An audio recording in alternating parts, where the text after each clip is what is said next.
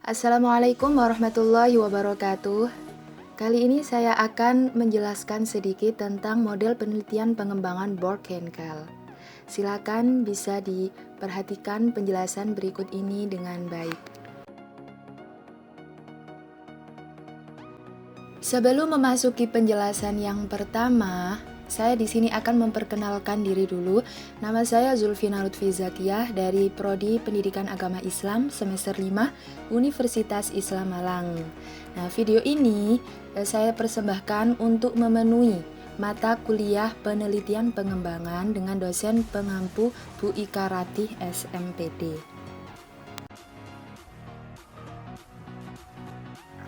Materi yang pertama yaitu tentang pengertian R&D atau pengertian dari penelitian pengembangan itu sendiri. Nah, menurut Borg and Gall, educational research and development is a process used to develop and validate educational product.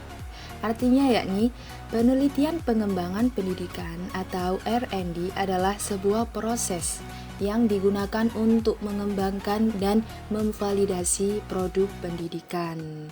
Jadi penelitian pengembangan ini fungsinya yaitu atau tujuannya yaitu untuk mengembangkan dan memvalidasi suatu produk pendidikan. Selanjutnya yaitu tentang karakteristik R&D atau penelitian pengembangan. Menurut Borg and Gall, karakteristik R&D itu ada 4. Yang pertama yaitu melakukan studi atau penelitian awal untuk mencari temuan penelitian terkait dengan produk yang akan dikembangkan. Yang kedua yaitu mengembangkan produk berdasarkan temuan penelitian tersebut. Yang ketiga, dilakukannya uji lapangan dalam situasi senyatanya di mana produk tersebut nantinya digunakan. Jadi sesuai faktanya ya, real, sesuai fakta dalam lapangan tersebut. Nah, yang terakhir yang nomor 4 yaitu melakukan revisi untuk memperbaiki kelemahan-kelemahan yang ditemukan dalam uji lapangan. Jadi tetap ya, selalu ada uji lapangan, revisi sampai nanti menemukan titik final dari hasil penelitian tersebut. Nah, selanjutnya memasuki materi inti, yakni menurut Borg and Gall, penelitian R&D dalam pendidikan meliputi 10 langkah. Jadi, model Borg and Gall ini mempunyai 10 langkah. Apa aja 10 langkah itu? Mari kita simak penjelasan selanjutnya. Berikut ini yakni 10 langkah dari model Borg and Gall. Nah, yang pertama yakni Research and Information Collection atau penelitian dan pengumpulan data. Yang kedua yakni perencanaan. Yang ketiga pengembangan draft produk awal. Yang keempat uji coba lapangan awal. Yang kelima revisi hasil uji coba. Yang keenam uji lapangan produk utama. Yang ketujuh revisi produk. Yang kedelapan uji lapangan skala luas. Yang ke-9 revisi produk final, dan yang ke-10 yaitu desiminasi dan implementasi. Nah, itu tadi 10 langkah dalam model Borg and Gall yang harus dipenuhi ketika akan melakukan penelitian model Borg and Gall. Selanjutnya yaitu penjelasan yang pertama, yaitu Research and Information Collection atau yakni penelitian dan pengumpulan data. Bagaimana sih maksudnya ini penelitian dan pengumpulan data? Nah, langkah pertama ini meliputi analisis kebutuhan, studi pustaka, studi literatur, penelitian skala kecil, dan standar laporan yang dibutuhkan. Nah, poin penting di sini yakni analisis kebutuhan itu mencakup tentang kriteria yang terkait dengan urgensi pengembangan produk dan pengembangan produk itu sendiri. Selanjutnya yang studi literatur itu terkait dengan mengumpulkan temuan riset dan informasi lain yang bersangkutan dengan pengembangan produk yang direncanakan. Jadi mengumpulkan segala informasi dan temuan yang pastinya yang bersangkutan dengan rencana produk, pengembangan produk tersebut. Nah, selanjutnya yaitu riset skala kecil. Ini maksudnya dilakukan agar peneliti mengetahui beberapa hal tentang produk yang akan dikembangkan. Jadi agar peneliti mengetahui produk yang akan dikembangkan, maka harus melakukan riset skala kecil.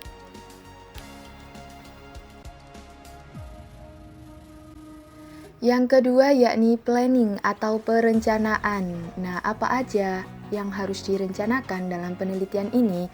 Nah, dalam menyusun rencana penelitian itu meliputi kemampuan-kemampuan yang diperlukan, lalu rumusan tujuan yang hendak dicapai dalam penelitian tersebut.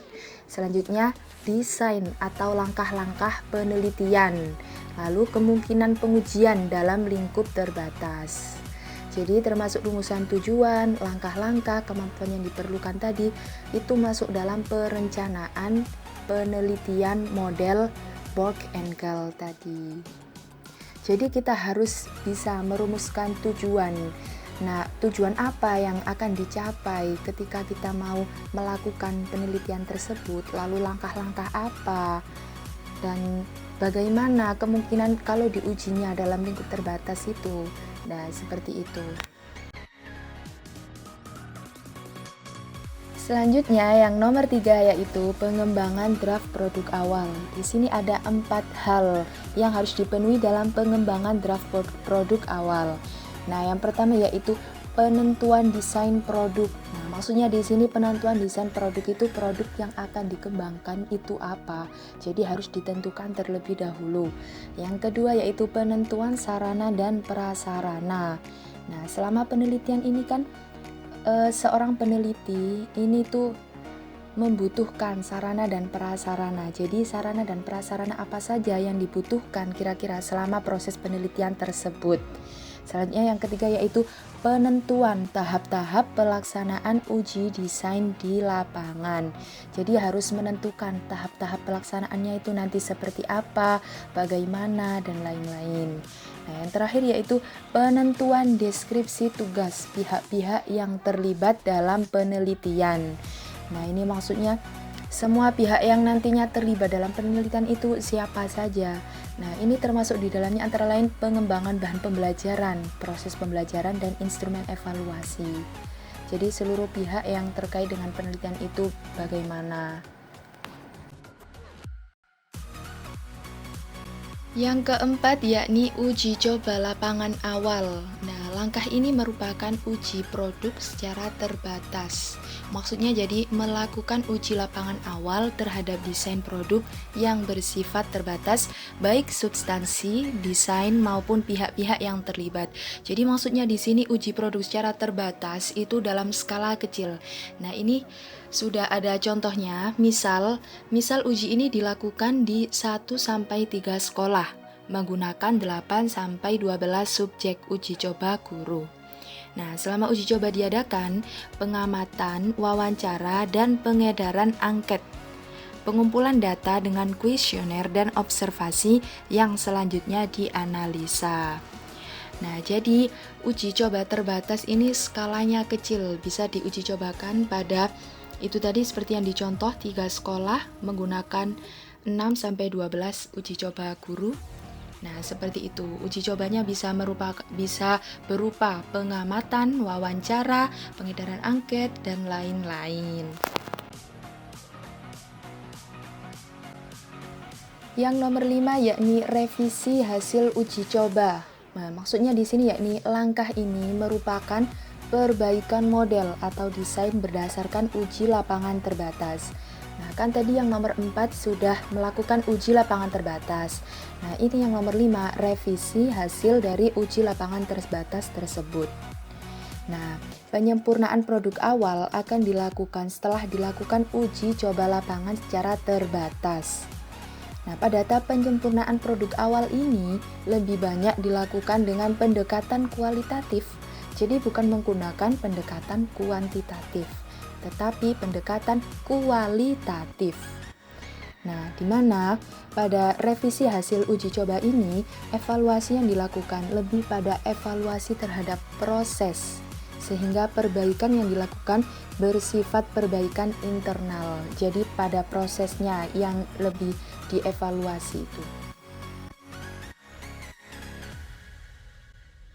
Next, yang nomor 6 yakni uji lapangan produk utama. Nah, maksudnya bagaimana?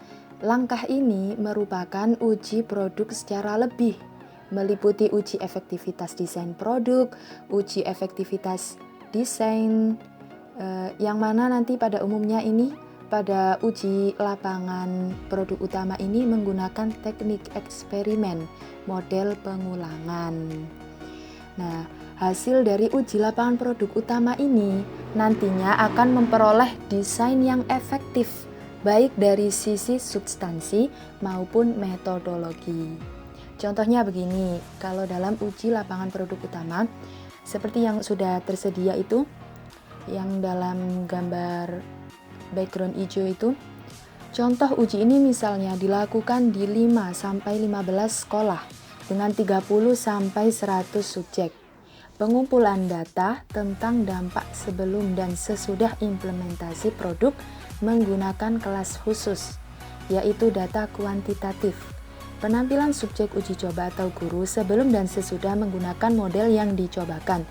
Hasil-hasil pengumpulan data dievaluasi dan kalau mungkin dibandingkan dengan kelompok pembanding. Nah, kalau tadi yang uji lapangan terbatas tadi hanya pada 3 sekolah sampai 5 sekolah. Kalau ini sudah pada 5 sampai 15 sekolah, bahkan 30 sampai 100 subjek uji coba guru. Jadi uji coba produk utama, uji lapangan produk utama ini lebih ke skala besar. Jadi bukan skala kecil lagi. Yang mana nanti hasil pengumpulannya itu berupa data evaluasi dan kalau memungkinkan dibandingkan dengan kelompok pembanding. Nah, seperti itu.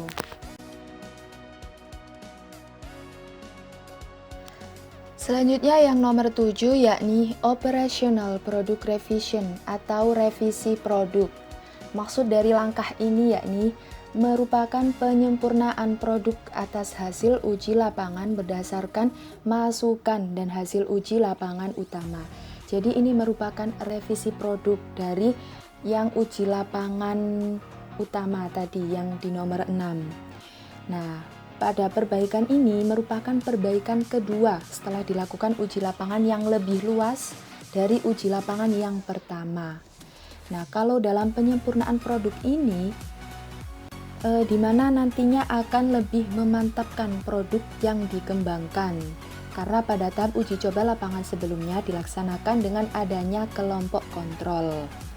Nah, dalam revisi produk ini, desain yang digunakan adalah pre-test dan post-test. Selanjutnya, penyempurnaan produk ini didasarkan pada evaluasi sehingga pendekatan yang digunakan adalah pendekatan kuantitatif. Jadi beda dengan revisi yang produk yang awal tadi. Kalau yang revisi produk ini yang kedua setelah uji coba lapangan produk utama, ini revisinya dengan melakukan evaluasinya dengan melakukan pendekatan kuantitatif. Selanjutnya yang nomor 8, yakni uji coba lapangan skala luas atau yakni uji kelayakan. Nah, maksud dari langkah ini yakni langkah ini tuh sebaiknya dilakukan dengan skala besar yang mana meliputi banyak hal, yakni uji efektivitas dan adaptabilitas desain produk dan uji efektivitas dan adaptabilitas desain melibatkan para calon pemakai produk. Nah, mengapa? Karena nantinya hasil uji lapangan ini berupa model desain yang sudah siap diterapkan baik dari sisi substansi maupun metodologi. Contohnya begini, misal uji ini dilakukan di 10-30 sekolah dengan 40-200 subjek. Nah, pengujian ini dilakukan melalui angket, wawancara, dan observasi yang mana nanti hasilnya dianalisis. Jadi ini merupakan uji kelayakan atau uji coba lapangan skala luas yang melibatkan orang banyak, melibatkan pemakai, calon pemakai produk banyak. Yang kesembilan yakni Final Product Revision, yakni revisi produk final. Jadi ini merupakan revisi terakhir produk ya final. Nah, maksudnya gimana? Jadi langkah ini merupakan penyempurnaan produk yang sedang dikembangkan. Nah, di mana penyempurnaan produk akhir dipandang perlu untuk lebih akuratnya produk yang dikembangkan. Jadi pada tahap ini sebuah produk harus bisa mendapatkan tingkat keefektivitasannya, dapat dipertanggungjawabkan, yang mana nanti hasil penyempurnaan produk akhir ini memiliki nilai generalisasi yang dapat diandalkan. Nah, penyempurnaan ini didasarkan atas dasar masukan atau hasil uji kelayakan dalam skala luas. Jadi ini merupakan revisi terakhir dalam suatu produk yang akan dikembangkan.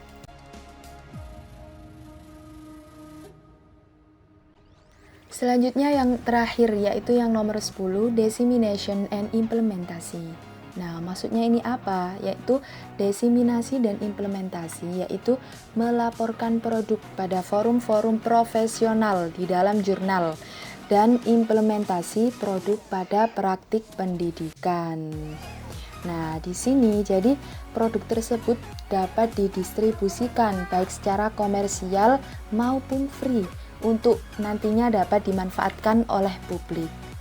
Nah, ketika distribusi produk ini harus dilakukan setelah melalui quality control, yang mana di situ harus dilakukan monitoring terhadap pemanfaatan produk oleh publik untuk memperoleh masukan dalam kerangka mengendalikan kualitas produk.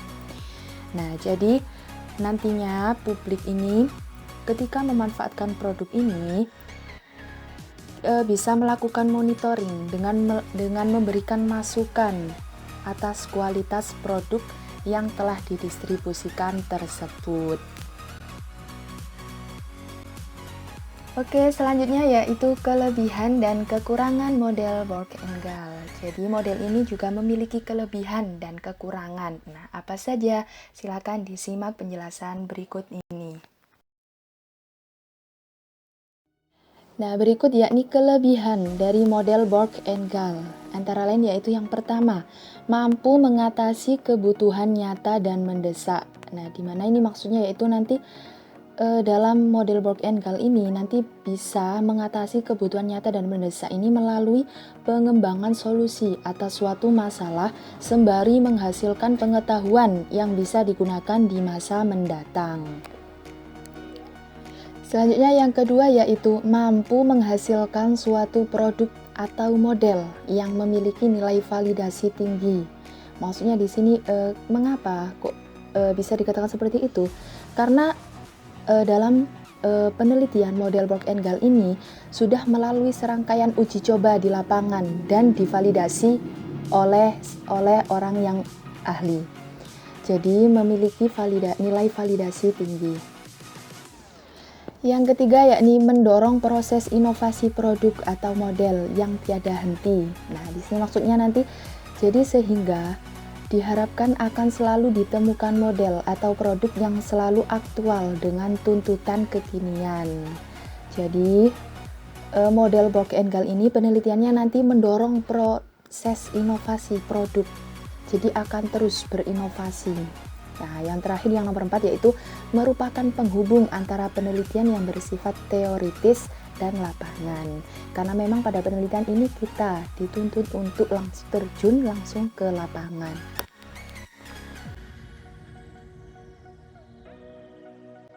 Selanjutnya yakni kekurangan dari model Borg-Engel ini. Nah, kalau yang tadi yang kelebihannya sudah disebutkan, sekarang ini kekurangannya. Jadi ada beberapa hal yang masuk dalam kekurangan model Borg-Engel. Nah, apa saja? Yang pertama yaitu memerlukan waktu yang relatif panjang. Lah, mengapa? Karena pada penelitian ini prosedur yang harus ditempuh itu relatif kompleks. Jadi pastinya memerlukan waktu yang relatif panjang. Selanjutnya yang kedua yaitu tidak bisa digeneralisasikan secara utuh. Nah, karena apa? Karena penelitian ini ditunjukkan untuk pemecah masalah here and now dan dibuat berdasar sampel atau spesifik. Jadi penelitian ini bukan populasi. Nah, selanjutnya yang terakhir atau yang ketiga yakni penelitian memerlukan sumber dana dan sumber daya yang cukup besar. Karena nanti pastinya akan terjun langsung ke lapangan, maka penelitian ini pastinya memerlukan sumber dana dan sumber daya yang cukup besar. Alhamdulillahirabbil alamin, itu tadi telah selesai penjelasan materi dari saya.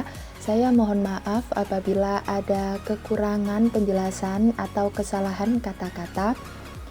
Semoga bisa bermanfaat untuk teman-teman semua, dan jangan lupa follow IG saya dan subscribe channel YouTube saya dan Facebook saya, yaitu Zulfina Lutfi Zakia.